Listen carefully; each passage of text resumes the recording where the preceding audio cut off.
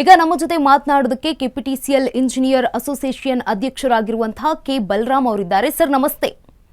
ನಮಸ್ತೆ ಸರ್ ನಮಸ್ತೆ. ಈಗಾಗಲೇ ಮಾತನಾಡ್ತಾ ಇದ್ವಿ, ಏನು ಅಂತಂದ್ರೆ ಈಗ ಟಾಟಾ ಕಂಪ್ನಿಯನ್ನ ಬರ್ತಾ ಇರುವಂತದ್ದು ಕರ್ನಾಟಕಕ್ಕೆ ಎಂಟ್ರಿಯನ್ನ ತೆಗೆದುಕೊಳ್ತಾ ಇದೆ. ಏನ್ ಹೇಳ್ತೀರಾ ಸರ್, ಇದರಿಂದ ನಷ್ಟ ಆಗುತ್ತಾ ಅಥವಾ ಲಾಭ ಆಗುತ್ತಾ? ಮೇಡಮ್, ಇದರಿಂದ ಗ್ರಾಹಕರಿಗೆ ನಷ್ಟ ಆಗುತ್ತೆ, ಹೆಚ್ಚಿನ ರೀತಿಯಲ್ಲಿ ಟ್ಯಾರಿಫ್ ರೈಸ್ ಆಗುತ್ತೆ.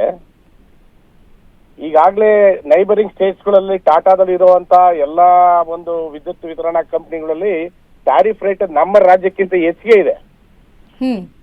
ನಮ್ಮ ರಾಜ್ಯದಲ್ಲಿ ಉತ್ತಮ ಗುಣಮಟ್ಟದವಾದಂತ ವಿದ್ಯುತ್ ಸರಬರಾಜು ಕೊಡ್ತಾ ಇದೀವಿ. ಗ್ರಾಹಕರಿಗೆ ಮತ್ತೆ ರೈತರಿಗೆ ಮತ್ತೆ ಬಡ ವರ್ಗದವರಿಗೆಲ್ಲ ನಾವು ಉತ್ತಮವಾದಂತ ಸರ್ಕಾರದ ಯೋಜನೆ, ಗೃಹ ಜ್ಯೋತಿ ಇರ್ಬೋದು, ರೈತರಿಗೆ ಉಚಿತ ಪಂಪ್ ಸೆಟ್ ಇರ್ಬೋದು, ಆಮೇಲೆ ಭಾಗ್ಯ ಜ್ಯೋತಿ, ಕುಟೀರ ಜ್ಯೋತಿ, ಇದಕ್ಕೆಲ್ಲ ಉತ್ತಮವಾದಂತ ಗುಣಮಟ್ಟವಾದಂತ ವಿದ್ಯುತ್ ಸರಬರಾಜು ಕೊಡ್ತಾ ಇದೀವಿ ನಾವು. ಈಗಾಗಲೇ ಮಾದರಿಯಾಗಿ ನಮ್ಮ ಒಂದು ಎಲ್ಲಾ ಎಸ್ಕಾಮ್ಸ್ಗಳು ಇವತ್ತು ಸಾಕಷ್ಟು ಸಾಲವನ್ನ ಮಾಡಿ ಅಭಿವೃದ್ಧಿ ನಿಟ್ಟಲ್ಲಿ ಇವತ್ತೆಲ್ಲ ಮಾಡಿದೀವಿ. ಓವರ್ ಹೆಡ್ UG ಕೇಬಲ್ ಹಾಕಿದೀವಿ, ಸ್ಮಾರ್ಟ್ ಮೀಟರ್ ಯೋಜನೆ ತಂದಿದ್ದೀವಿ. ಎಲ್ಲಾ ಗ್ರಾಹಕರಿಗೆ ಸ್ನೇಹಜೀವಿಯಾಗಿ ನಾವು ಕಾರ್ಯನಿರ್ವಹಿಸ್ತಾ ಇದೀವಿ. ಇಂಥ ಒಂದು ಸಂದರ್ಭದಲ್ಲಿ ಖಾಸಗಿ ಕೊಡೋ ಬದಲು ನಮ್ಮಲ್ಲೇ ನಾವು ಉತ್ತಮವಾದಂತ ಸೇವೆ ಕೊಡುವಾಗ ಖಾಸಗಿಯವರು ಏನ್ ತೆಗಬೇಕು ಅಂತ ನಮ್ಮ ವಿರೋಧ. ಸರ್, ಒಂದ್ ವೇಳೆ ರಾಜ್ಯ ಸರ್ಕಾರ ಏನು ನಿಮ್ಗೆ ಒಂದ್ ಮಾಹಿತಿಯನ್ನ ಹೇಳಲಿಲ್ವಾ ಸರ್, ಈ ರೀತಿ ಪವರ್ ಟಾಟಾ ಕಂಪನಿ ಬರ್ತಾ ಇದೆ ಅಂತ ಏನು ಹೇಳಲೇ ಇಲ್ವಾ? ಅಥವಾ ಮೇಡಮ್ ಹೇಳಿಲ್ಲ.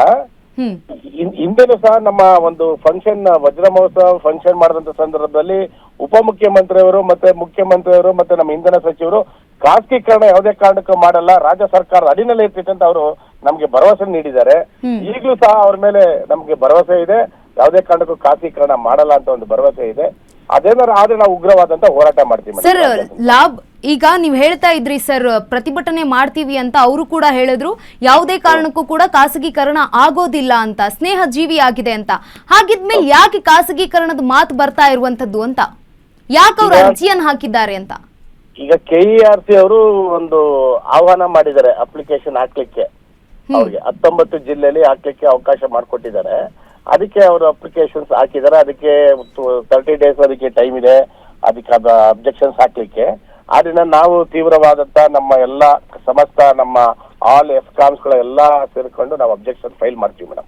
ಸರ್, ಈ ಒಂದು ಖಾಸಗೀಕರಣದಿಂದ ರಾಜ್ಯ ಸರ್ಕಾರಕ್ಕೆ ಏನಾದ್ರೂ ಲಾಭ ಇದೆಯಾ ಅಂತ?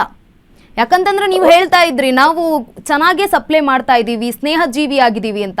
ಆದ್ರೂ ಕೂಡ ಸರ್ಕಾರ ಒಂದ್ ಹೆಜ್ಜೆ ಮುಂದೆ ಇಟ್ಟಿದೆ ಅಂತಂದ್ರೆ ಅದಕ್ಕೇನಾದ್ರೂ ಒಂದು ಲಾಭ ಇರ್ಬೋದಲ್ವಾ? ಈ ಲಾಭ ಅಂತೂ ಇಲ್ಲ ಮೇಡಮ್. ನೀವು ಬೇಕಾದ್ರೆ ನೈಬರಿಂಗ್ ಸ್ಟೇಟ್ಸ್ ಅಲ್ಲಿ ನೀವು ನೋಡಿ, ನಮ್ಮ ಹತ್ರ ಎಲ್ಲ ಡೇಟಾ ಇದೆ, ಕೊಡ್ತೀವಿ ಆಯ್ತಾ. ಅಲ್ಲಿರೋ ಟ್ಯಾರಿಫ್ ನಮ್ಮಲ್ಲಿರೋ ಟ್ಯಾರಿಫ್ಗೂ ಅಜಗಜಾಂತರ ವ್ಯತ್ಯಾಸ ಇದೆ. ಓಕೆ, ಒಂದ್ ವೇಳೆ ಖಾಸಗೀಕರಣ ಆದ್ರೆ ನಿಮ್ಮ ಒಂದು ಉಗ್ರ ಹೋರಾಟ ಯಾವ ರೀತಿ ಆಗಿರುತ್ತೆ, ಪ್ರತಿಭಟನೆ ಯಾವ ರೀತಿ ಆಗಿರುತ್ತೆ ಸರ್? ನಾವೀಗ ಮೊದಲನೇದಾಗಿ ಮಾನ್ಯ ಮುಖ್ಯಮಂತ್ರಿಯವರ, ಉಪಮುಖ್ಯಮಂತ್ರಿಯವರ ಮತ್ತೆ ಇಂಧನ ಸಚಿವರೆಲ್ಲರನ್ನು ಭೇಟಿ ಮಾಡಿ ಅವ್ರ ಮನವೊಲಿಸ್ತೀವಿ, ಯಾವುದೇ ಕಾರಣಕ್ಕೂ ಬೇಡ ಅಂತ. ಅದನ್ನು ಬಿಟ್ಟು ಏನಾರ ಅವ್ರನ್ನ ಖಾಸಗೀಕರಣ ಮಾಡಿದ್ರೆ ಕರ್ನಾಟಕ ರಾಜ್ಯದ ಎಲ್ಲ ಸಮಸ್ತ ನೌಕರರು ಕೆಲಸಕ್ಕೆ ಗೈರು ಹಾಜರುವಾಗುವ ಮುಖಾಂತರ ಮುಷ್ಕರವನ್ನು ಮಾಡ್ತೀವಿ ಮೇಡಮ್. ಓಕೆ, ಧನ್ಯವಾದ ಸರ್ ಅಶ್ವಬೇಗ ನ್ಯೂಸ್ ಜೊತೆಗೆ ಮಾತನಾಡಿದ್ದಕ್ಕೆ.